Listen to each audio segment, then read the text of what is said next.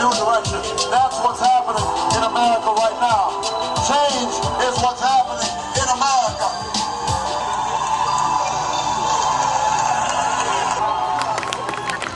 You guys excited to be here today? You know, so much of politics is what can be done.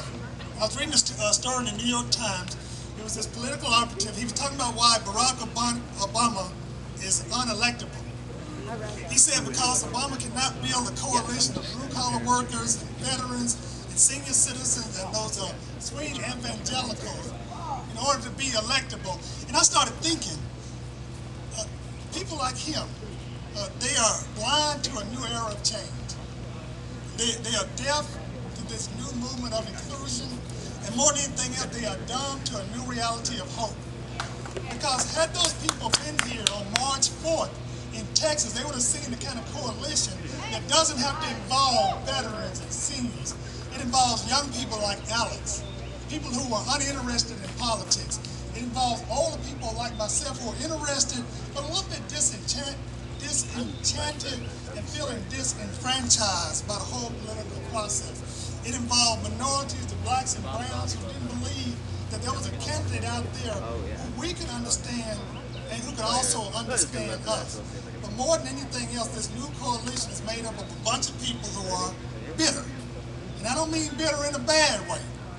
I mean bitter about what the system has not delivered to us. Bitter about the promise of America that has not been delivered to us. But it's not bitter in a bad way, it's not bitter in a vindictive way, but it's bitter in a way, as Congressman Dawkins said, bitter in a way that allows us to now get better. Absolutely. I was reading something also, there was a report put out by Charles Schumer's Joint Economic Committee about not only the cost of the Iraqi war, and this is when I became a big Obama supporter, when he opposed the war early on.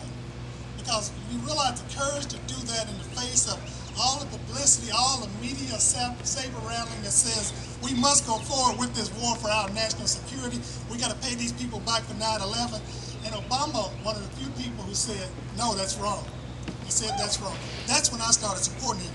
But this war that cost us $1 billion a week, this is the things we could do with that. I'm sorry, not $1 billion a week, $160 billion a year. But every week it costs us $3 billion. In 1 week, what we could do is put 1 more million kids in Head Start with that $3 billion. We could put 2 million more kids to be insured by the S-chip. We could also put an end to 1 million home foreclosures with that $3 billion a week that's being spent in Iraq.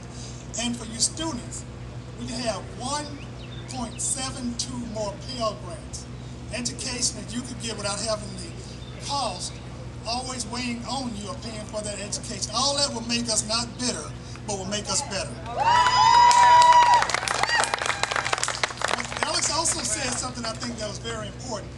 Those supporters of Hillary Clinton are not our enemies.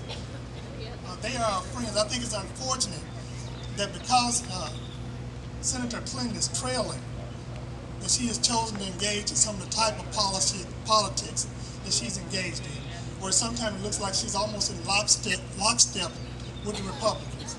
But that doesn't make her a bad person. She is a good person, and she would make a good president, and we will support her if she is the nominee. But we don't have to be negative about it. John McCain is not a bad person. John McCain is a war hero. He would not make the worst president. We've had 8 years of George Bush. You can't top that for being the worst president. But we're not going to get cowed by the questions regarding Obama's friends and associates and business dealers. Those are things that they want to use to change the topic from the economy and the war. We're not going to be diverted by questions of patriotism and what it means whether you wear an American flag on your lapel. What we're not going to do is we're also not going to give up what has gotten us this far, which is that we believe that we can make a difference, si se pueda, and we will not give up hope. Fundamentally new direction. That's what's happening in America right now.